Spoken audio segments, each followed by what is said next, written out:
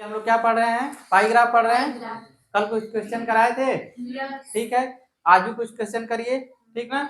आज थोड़ा थोड़ा अब देखिए, हम लोग एक नियम बना लेते हैं डेली। जितना कंपटीशन में क्वेश्चन पूछा है पाईग्राफ से, दंड आरेख से, तो एक क्वेश्चन डेली किसी न किसी से हम लोग करते रहेंगे और अपना जो सिलेबस का पढ़ाई कर रहे हैं उसको आगे बढ़ते चलेंगे।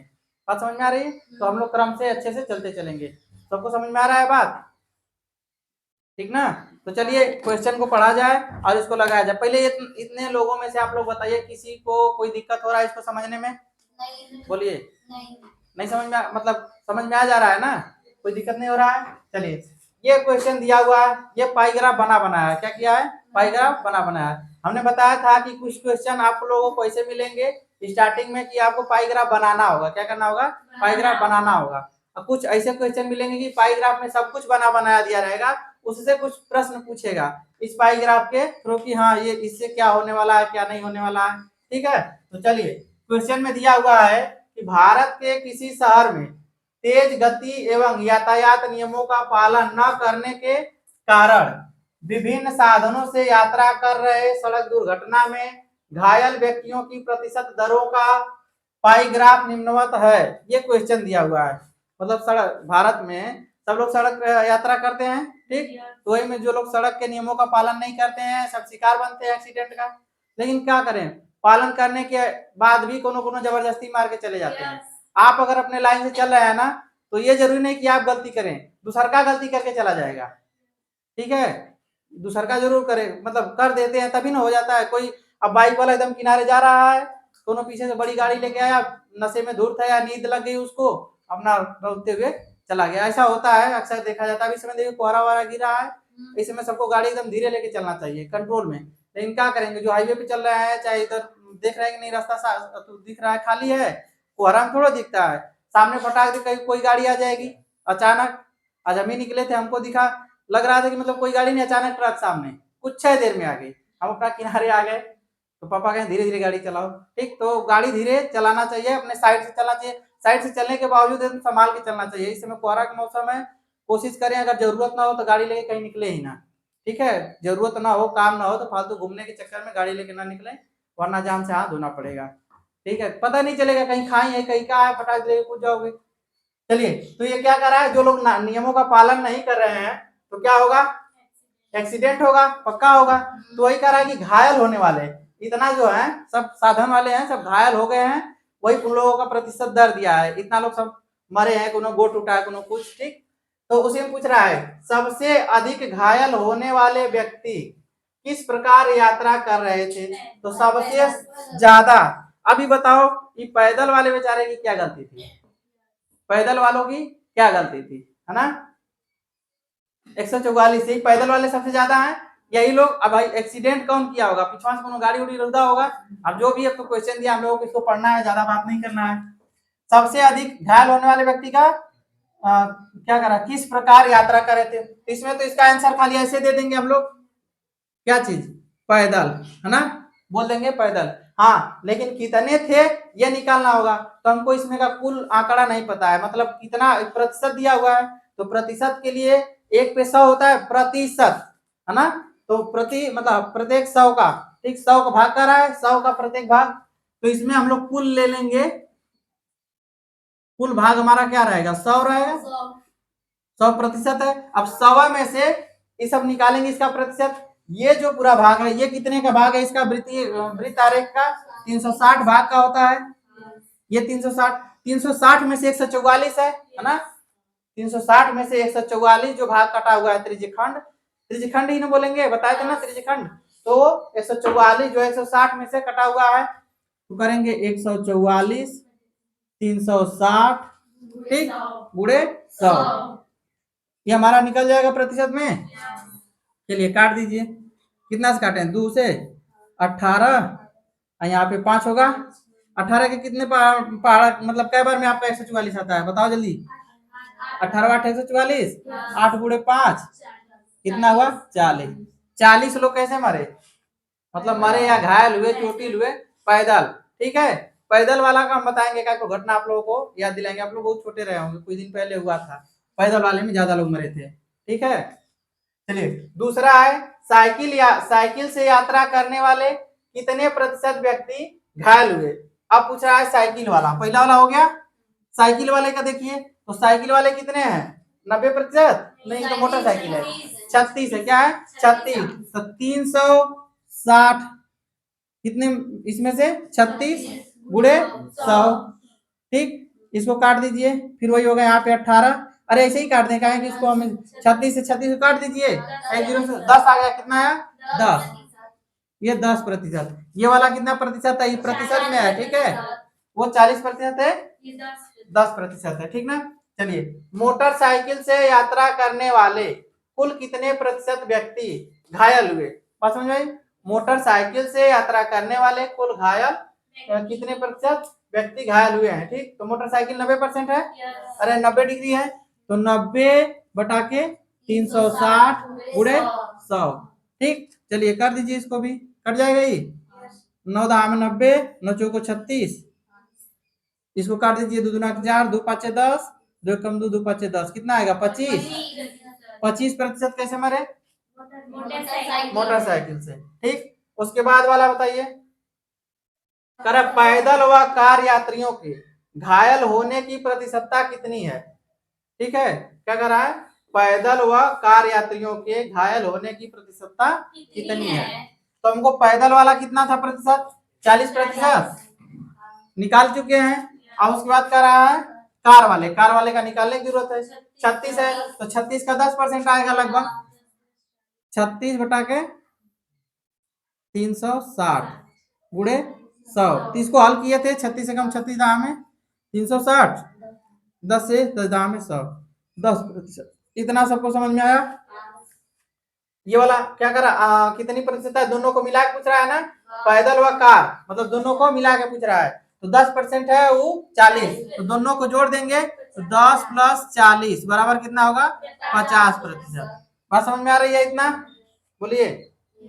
अच्छा, दूसरा तरीका भी इसको निकाल ढूंढने का हम लोग तरीका निकालेंगे कि डायरेक्ट देख के कैसे बता सकते हैं ना, वो भी तरीका अभी ढूंढा जाएगा, ठीक, हम लोग सीख रहे हैं तो अच्छे सीखेंगे। विभिन्न यात्रा साधनों से घायल होने वाले व्यक्तियों की कुल प्रतिशतता, अब विभिन्न यात्रा साधन पूछ रहा है, ठीक है, तो साधन इसमें कितने हैं, एक तो है ये 1 2 3 4, पैदल तो साधन होता है, किसी पे बैठ के तो जा नहीं रहे हैं कि साधन है, अपने पैरों पे चल रहे हैं, पैर को साधन मानना है तो मान लीजिए, ठीक है, वो साधन नहीं है, तो साधन क्या हुआ 4 ठो, तो कार वाला कितना है सबको जोड़ देते हैं, कुल पूछ रहा है ना, तो पांचवा के लिए कुल जोड़ दीजिए, 10% कार का है, फिर बस का कितना है, बस का नहीं निकाले हैं, तो बस का निकाल लीजिए, 54 बटा के 360 गुणे 100, 1 0 से 1 0 काट दीजिए, 18 18 36, 18 54, 2 5 10, 5 कितना आएगा 15, 10 + 15 प्लस और कितना है फिर 10, उसके बाद 25, बस इतने साधन है ना, जोड़ दीजिए, कितना आ रहा है 60 आ रहा है, 25 25 50 10 60% व्यक्ति टोटल जो कि साधन से हुए हैं। इतना निकालने के बाद इसको का दूसरा तरीका निकाल सकते हैं हम लोग, बताइए, कुछ दूसरा तरीका सोचा जाए, गलत होगा कोई बात नहीं, हम लोग सीख रहे हैं तो कुछ तरीका सीखा जाए। अगर हम लोग 360 जो है खाना, ये 100 माना हुआ है, क्या चीज 100, 360 को भी 4 भाग में बांटिए, इसको भी 4 भाग में बांटिए, ये होगा 90%, ये 90% जब होगा तो इसका कितना होगा, इसको 4 भाग में 25 होगा, है ना, कितना होगा 25, मतलब अगर जहां 90 अंश रहता है उसको हम लोग ऐसे ही निकाल के बोल सकते हैं 25% है, बोल सकते हैं। और दूसरा तरीका और भी निकल सकता है इसी तरह, ये आप लोगों के लिए होमवर्क है, ठीक, ये आप लोगों के होमवर्क है, ठीक, क्योंकि अगर हम अभी बताने लगेंगे तो और टाइम लगेगा आप लोगों को समझाने में, आप लोग घर से करके आइएगा, फिर ऐसा अगर नहीं समझ में आएगा तो इस तरह का हम लोग देख के डायरेक्ट, मतलब अगर 100 है, अगर 0 0 वाला है तो उसको आसान करने का कोशिश करेंगे, ठीक है, तो इतना समझ में आया। चलिए, इतना हो गया, तो हम लोग क्या बोले, रोज एक क्वेश्चन इसमें का पढ़ेंगे इस तरह का, और बाकी आगे बढ़ेंगे, तो इसके बाद हम लोगों को पढ़ना है क्या चीज, केंद्रीय प्रवृत्ति की माप, क्या करना है, केंद्रीय प्रवृत्ति की माप, तो क्या होता है अभी थोड़ा सा समझेंगे, ठीक है, इसको हटा देते हैं, मिटा दें। अच्छा, केंद्रीय जो बोल रहा है, इस बात से आप लोग क्या समझ रहे हैं, इसको रहने देते हैं वृत्त वाले को, केंद्र का क्या मतलब होता है, केंद्र का मतलब वृत्त होता है। केंद्र से कुछ समझ में नहीं आ रहा है। हाँ, वृत्त भी है, वृत्त का केंद्र होता है, इतना हम लोग जानते हैं, तो इसीलिए ज्यादा दिमाग में आता है।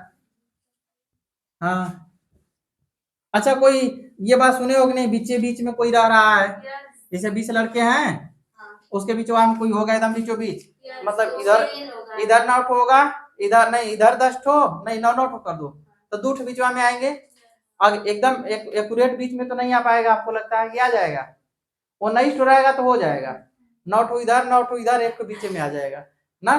चलिए, केंद्रीय प्रवृत्ति का माप का मतलब होता है, जैसे कोनो चीज का पहले हम लोग सीख रहे हैं, मान लो किसी एक कक्षा है, ठीक है, ये विद्यालय है, इसमें हम मान ले रहे हैं सभी लड़कों का औसत लंबाई, क्या मान लेते हैं? औसत लंबाई। मान लो कोई भी क्लास का लड़का है, 140 सेंटीमीटर मान लेते हैं, सेंटीमीटर मान लें, 140 सेंटीमीटर सभी लड़कों का है।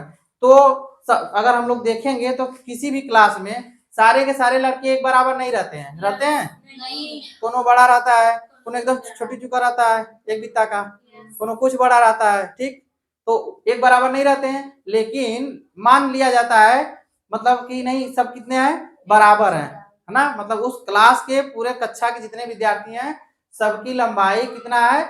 100, वो कक्षा का मान लेता है, बच्चों का नहीं, मतलब इस कक्षा में जितना है और एवरेज मान लेता है, उसको बोला जाता है औसत। क्या बोला जाता है? औसत। क्या बोला जाता है? औसत।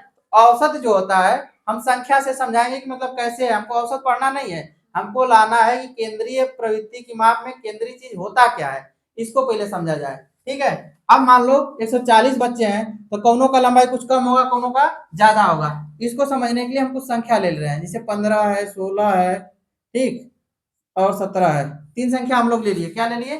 3 संख्या। अब हम इसका औसत करके देखते हैं। औसत का मतलब होता है जो डाटा दिया हुआ है उतना लिख, उसका जोड़ अब हटा के जेठ है उतना का भागा, ये होता है, ठीक है। ये 3 ठो है, तो 3 का क्या करेंगे? भागा, भाग दीजिए, कितना आ रहा है इसको जोड़ने पे, बताओ कितना आ रहा है? 48 आ रहा है, 7 6 13, 13 5 18, ठीक है, 48 भाग दीजिए 16, क्या आया? 16। 16 जो है इन संख्याओं के कहां पे स्थित है? बीचों बीच में स्थित है। कहां पे स्थित है? बीचों बीच में, तो सेंटर में है उसके, है कि नहीं? इसी तरह और भी कुछ संख्याएं ले लीजिए, मान लीजिए 5 6 7 8 9 10 11, इतना संख्या हम लोग ले लिए, ठीक। इन सबका जोड़ करके देखते हैं कि इसके सेंटर में क्या आता है, ठीक।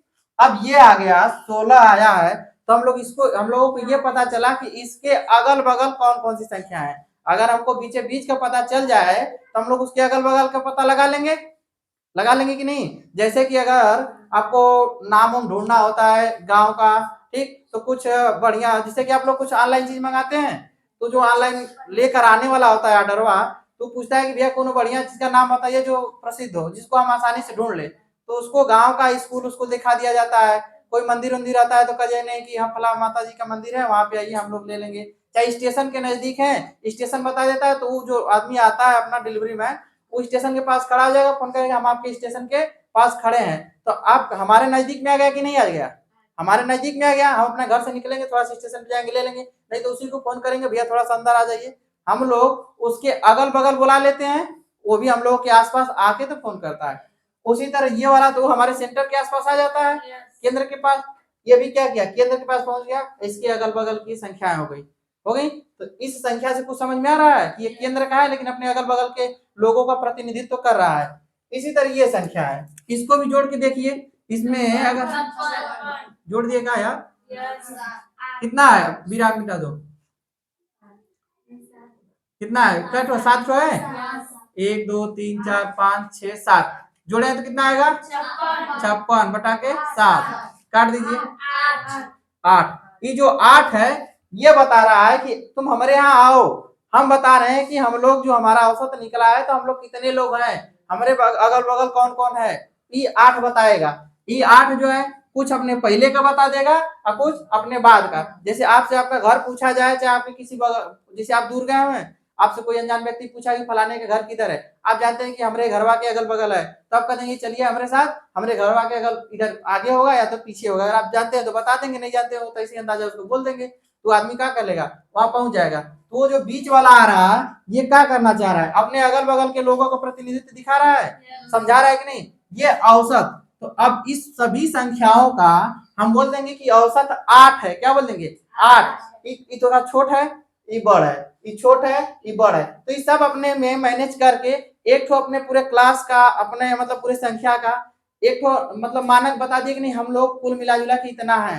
जैसे खाना पीना खाना हुआ है ना, तो 10 लोग हैं तो कोई 2 रोटी खाता है, कोई 4 रोटी खाता है, खाते हैं, तो क्या किया जाएगा, कहा जाएगा कितना आटा गूंथा जाएगा, ठीक, कितना आलू लगेगा, तो हम लोग एवरेज मान लेते हैं, कोनो ज्यादा खाने वाले हैं, कोनो कम खाने वाले हैं, तो सब में एवरेज मान लो 10-10 किलो लगा देंगे तो हो जाएगा। जो कम खाने वाला है वो कम खाएगा, जो ज्यादा खाने वाला कोनो खूब ज्यादा खाने वाले होंगे, ठीक, कोनो 12-20 रोटियां खाने वाला होगा ना, तो सब मैनेज हो जाएगा उसमें। तो क्या किया जाता है, उसके सेंटर को देखा जाता है, अनुमान लगा लेते हैं ये है, तो ये सभी का प्रतिनिधित्व करेगा, सबको हमें बता देगा। इतना बात सबको समझ में आया। तो वही ऐसी संख्या होती है जो अपने अगल बगल के, ठीक है, अगल बगल के सभी संख्याओं का क्या करे, प्रतिनिधित्व करे। वो संख्याएं क्या होती हैं, केंद्रीय होती हैं, ठीक। तो उसी का माप हम लोग जब निकालेंगे, कैसे वो केंद्रीय चीज निकालेंगे, उसी को बोल देते हैं कि नहीं यही केंद्रीय प्रवृत्ति का क्या है, माप। उसकी प्रवृत्ति है जो सभी लोगों को क्या करता है, बता देता है कि मतलब इतनी संख्या है। प्रवृत्ति का मतलब समझ आता है ना, स्वभाव क्या होता है, उसका स्वभाव होता है, वो बता देता है कि नहीं कि हाँ अगर आप हमको पकड़ लिए, ठीक, तो हम सबको बता देंगे। इसीलिए आप लोग सुने हैं जब कहीं चोरी वोरी होता है, पुलिस जानता है कौन चोर है, ठीक है, वो जानता रहता है। नहीं भी जानता है तो चोरों को, गिरोह को जानता है, कौनों मिला को उठा के ले जाएगा, कौनों मिला को लिख देगा संदिग्ध को हमने पकड़ लिया, कोनो नाम हम नहीं बताएगा, इसी कोनो को उठा के लेके चला जाएगा। अब उससे वो निकलवा लेगा क्योंकि वो चोर है, और वो चोरवा कोनो चोरवा जानता ही होगा, कह सर जी हम वो एरिया में नहीं रहते हैं, कोनो और रहता है, वो उसको पकड़ के ले जाएगा, वो ऐसे करके आराम से पकड़ लेगा। वैसे ही संख्या भी रहेगी, हम 8 को पकड़ेंगे, 8 अपने आप कहेगा नहीं हमारे दूठे आगे वाले हैं और दूठे हमारे पीछे वाले हैं, ओमन हमऊ थे, ओमन हमऊ थे, तो कुल मिला जुला के उसका हम लोग निकाल लेंगे कि नहीं यही सेंटर है। बात समझ में आई, सबको समझ में आ गई बात। अब हम लोग इसको संख्या और सवाल पे अप्लाई करेंगे, ठीक, संख्या को सवाल पे, ठीक ना। चलिए एक क्वेश्चन लिया जाए, कहाँ गया जी, लिख कर लाए थे आप लोगों के लिए। चलिए दिया हुआ है, लिख दें 3 ठो बोरा दिया हुआ है, ठीक, 3 बोरा दिया हुआ है, तीनों बोरा में अलग अलग कट्ठा, कट्ठा बोलते हैं जी, बोरा को कुछ लोग कट्ठा भी बोलते हैं, गट्ठर। 3 ठो बोरा दिया हुआ है, एक बोरे में 40 केजी है, एक बोरे में आपका 60 केजी है, और एक बोरे में 80 केजी है, 80 केजी, 80 किग्रा, केजी का मतलब किग्रा, किलोग्राम, इतना वजन दिया हुआ है। सवाल में कह रहा है कि यदि तीनों बोरों में बराबर गेहूं रखा जाए तो प्रत्येक बोरे में कितना होगा। अब तो इसमें तो कम है, इसमें ज्यादा है, इसमें मतलब इसमें सबसे कम है, इसमें थोड़ा सा ज्यादा है, इसमें इससे भी ज्यादा है। अब कह रहा है कि हमको रखना है बराबर, ठीक, कह रहा है कि अगर हम बराबर बराबर बोरों में रखें तो कितना कितना वजन होना चाहिए। तो बराबर करने के लिए हमको क्या करना होगा, सीखते हैं पहले। इससे कितना लेना होगा, अगर इससे हम लोग लेके थोड़ा सा 10 इससे लेके इसको बढ़ा देंगे तो 50 हो जाएगा, ये 50 हो जाएगा, ये 80 हो जाएगा। अब वही बराबर नहीं हो रहे हैं ना, फिर क्या करेंगे, इससे 10 लेके इसको देंगे तो ये फिर 60 हो जाएगा, आई तो 50 रहेगा। फिर क्या करेंगे, तो हमको इस तरह करने में ज्यादा समय लगेगा। हम लोग क्या करेंगे, इसमें एक चोर को पकड़ेंगे, क्या करेंगे, एक चोर को निकालने की कोशिश करेंगे, क्यों निकल जाएगा तो बता देगा कि नहीं वो कितना डालता है, वो कितना डालता है, तो हम तीनों क्या हो जाएंगे बराबर, ठीक। तो चलो तीनों का क्या कर देंगे, जोड़ देंगे। उसको बोलते हैं, जो हम प्रक्रिया बताने जा रहे हैं इसको बोलते हैं औसत, तो इसे बोलते हैं समांतर माध्य बोलते हैं। क्या सबको एक समान करना है, क्या करना है, सबको एक समान करना है, तो हम इसका क्या निकालेंगे, समांतर माध्य। अभी आप लोगों को एक चीज बताना हम भूल गए कि जो हम लोग केंद्रीय प्रवृत्ति निकालने का तरीका बताते थे, केंद्रीय प्रवृत्ति होता है क्या चीज, ये बता दिया आप लोगों को। उसको निकालने के 3 तरीके होते हैं, क्या तरीके होते हैं, 3 तरीके, क्योंकि आंकड़े अलग अलग तरीके के आएंगे, तो एक ही तरीका सब पे काम नहीं करेगा। जो तरीका हम यहाँ बता रहे हैं ये तरीका सब पे काम नहीं करेगा, आगे चल के कुछ डाटा बदलेंगे तो हम लोगों को समस्या आने लगेगी, तो उसके लिए कुछ अलग चीज निकालना होगा। बात समझ में आ गई। तो यहाँ पे हम लोग देखेंगे ये कट हुआ है, यहाँ पे हमको तो 3 विधि होती है, तीनों विधि का नाम पहले लिख लीजिए। पहला जो है उसको बोलते हैं समांतर माध्य, क्या बोलते हैं, समांतर माध्य। इसको इंग्लिश में क्या बोलते हैं,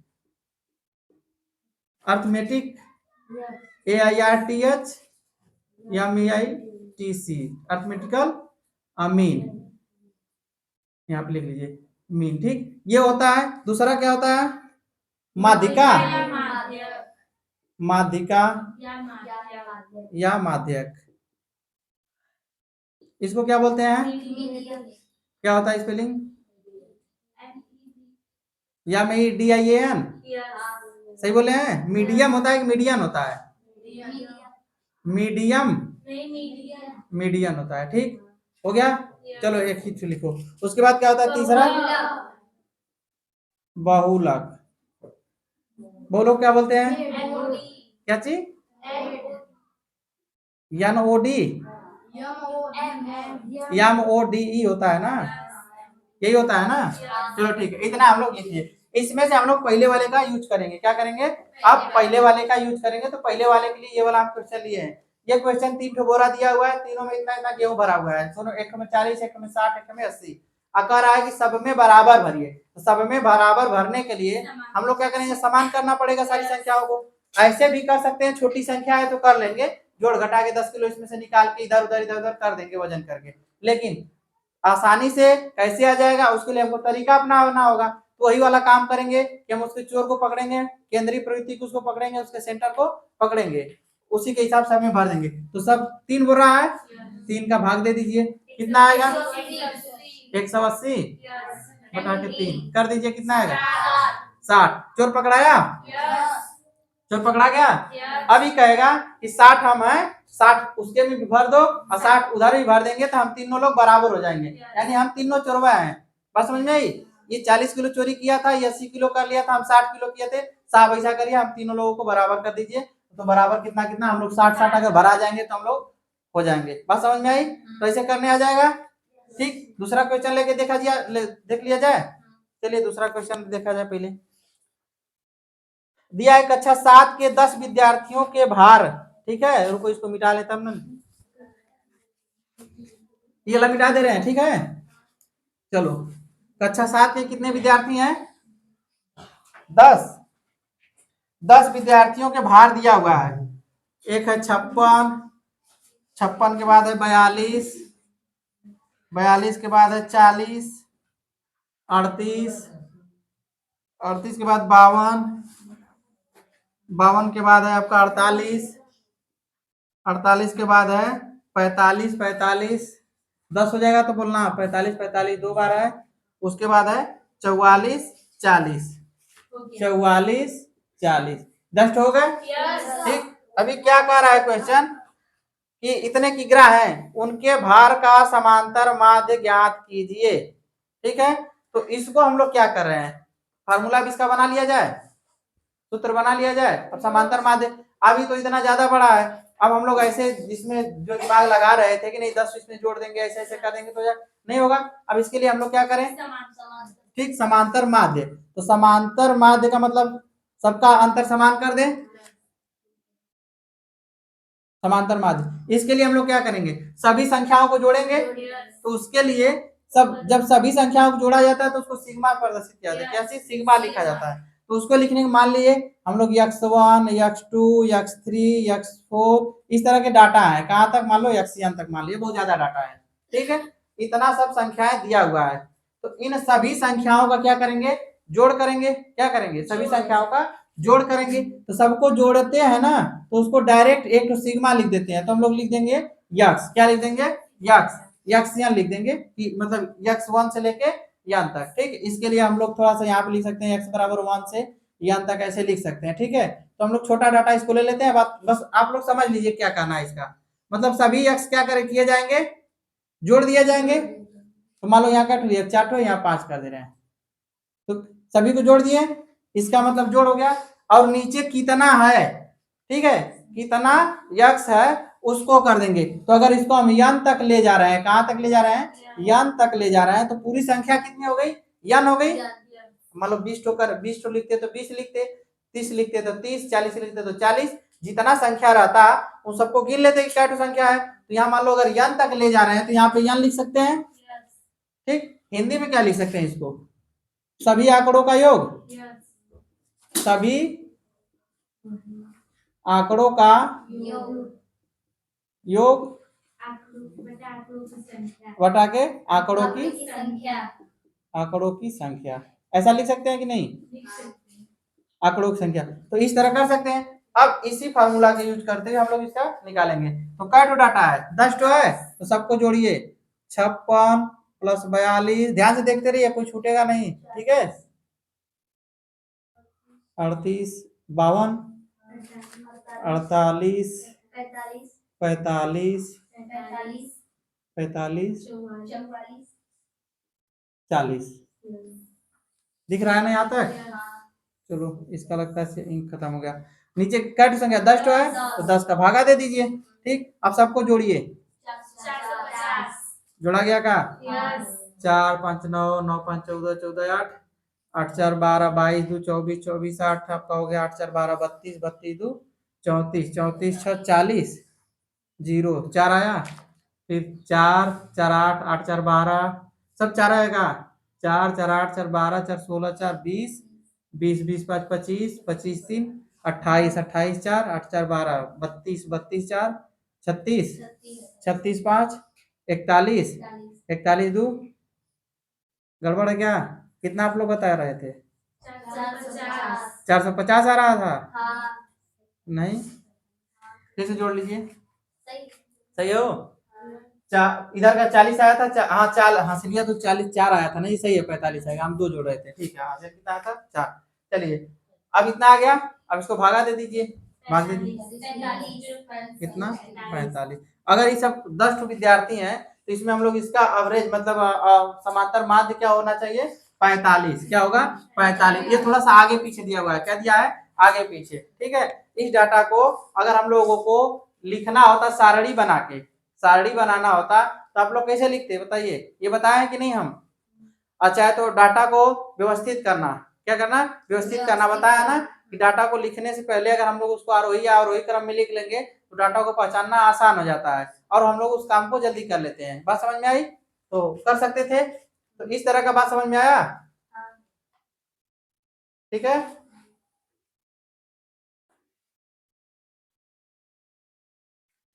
और भी क्वेश्चन किया जाए? चलिए, एक क्वेश्चन और कर दे रहे हैं, ठीक है। एक क्वेश्चन और कर लीजिए। इतना सबको समझ में आया कि नहीं बताइए? पहले निकाल लेंगे ना समांतर माध्य तक। समझ में आ गया आप लोगों को? तो एक आध क्वेश्चन और कर लिया जाए, ठीक है। थोड़ा सा अलग तरीके का देख लिया जाए। और बाकी आप लोगों को क्वेश्चन हम बता दिए हैं, उसी क्रम से हम लोग जब तक इसको पढ़ते हैं पीछे का हर क्वेश्चन लगाते चलेंगे।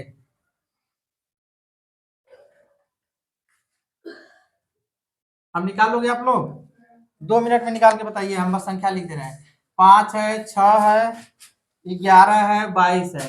इसका समांतर माध्य निकालना है। फटाक से निकालो, देखते हैं कितना जल्दी निकाल लेते हो। 11 से 15 तक के सभी संख्याओं का समांतर माध्य निकालना है। 11 से 15 तक की सभी संख्याओं का। और एक संख्या दिया हुआ है 2 3 तथा यक्स का समांतर। पहला 11 आएगा, इसको जोड़े हो? कितना जोड़ने पे आ रहा है? 44 बटा के 4 कितना आ रहा है? 11। चलो ठीक है, दूसरा वाला करके दिखाओ। हम तब तक क्वेश्चन लिख लेते हैं। का समांतर माध्य, इसको थोड़ा सा लगाने में आपको दिक्कत आएगी, समझा देते हैं। समांतर माध्य 3 है, तो यक्स का मान ज्ञात कीजिए। दूसरा का 13। इसका जोड़ कितना आ रहा था? ऐसे लिखेंगे 11 12 13 14 15। नीचे का? और नीचे कितना? 5 तो है ना? 5 कितना आ रहा है? 65/5। 65 आ रहा है। रुको, ये 15 हो जाएगा। 11 14 जोड़ेंगे 2 15 हो जाएगा। ये 15। 65 आ रहा है, 45 आ रहा है? कैसे जोड़ रहे हो जी? एक 15 ही हो जाएगा। ये वाला जोड़ेंगे तो एक 15 ही हो जाएगा। 15 15 30, एक ये 15 हो जाएगा। नहीं नहीं नहीं, हाँ सही है, सही है, सही है। तुम लोगों का सही है, हम गलत जोड़ दिए। 25 25 हो रहा था उस तरह जोड़ने पे। 5 5 9 9 3 12 12 2 14 एक 15 को 5, 1 2 3 4 5 1 6 सही है। कितना आएगा 13। हम भी देख लिए कहीं नहीं, जल्दी जल्दी में तुम लोग गलती नहीं कर दिए, हम ही गड़बड़ा दे रहे थे। हो गया, इसको लगा के दिखाओ, हम ऊपर का साफ कर दे रहे हैं तब तक। ये वाला सब समझ में आ गया ना। अब थोड़ा सा हम छाट के लाएंगे क्वेश्चन बड़ा बड़ा आप लोगों के लिए। पहले नियम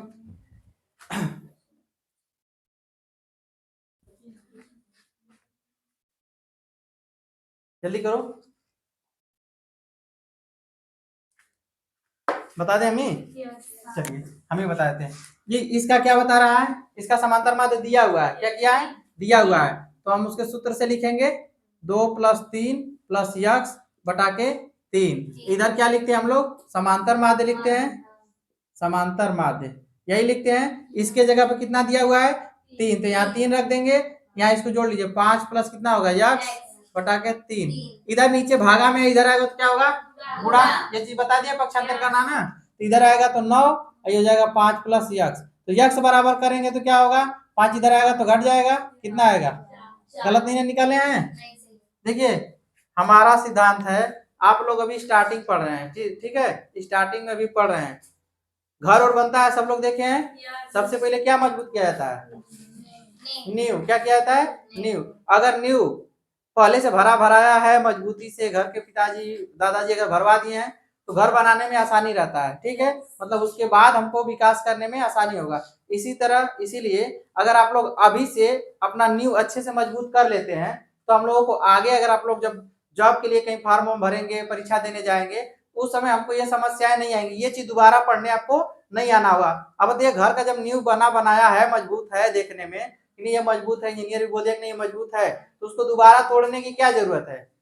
हाँ, तो एक ही बार नींव को क्या करिए मजबूत करते चलिए, ठीक है, इसमें कोई लापरवाही नहीं। नींव को इतना मजबूत करिए ताकि हम घर के ऊपर 10 मंजिला तक बना लें, घर गिरे ना, मतलब हम लोग कोई भी काम आगे करें लेकिन हम डगमगाए नहीं, आगे बढ़ते ही चले जाए। बात समझ में आई, तो अपना नींव को मजबूत करिए। इसी वजह से हम एकदम शुरू से आप लोगों को बता रहे हैं, और आगे जो क्वेश्चन पूछता है परीक्षाओं में कंपटीशन के, वो सब भी आपको लिया के लगवा देते हैं, और आप लोग देखते भी हैं वो क्वेश्चन कितना आसान रहता है कि नहीं रहता है, इसी मेथड से रहता है ना। अब बताओ अगर अभी गद्दारी कर दोगे तो दोबारा फिर यहीं आके पढ़ना होगा, फिर समय देना होगा कि नहीं, तो उससे अच्छा है कि हम वो समय या अभी दे दें, उस समय हम मजा लेंगे, इतना मेहनत नहीं करेंगे, कम मेहनत करेंगे, हम आगे बढ़ जाएंगे, थोड़ा सा काम करेंगे हमारा घर तैयार हो जाएगा। तो आज रहने दिया जाए इतना पे, कल फिर अपना क्वेश्चन देखेंगे और आगे बढ़ेंगे, ठीक है।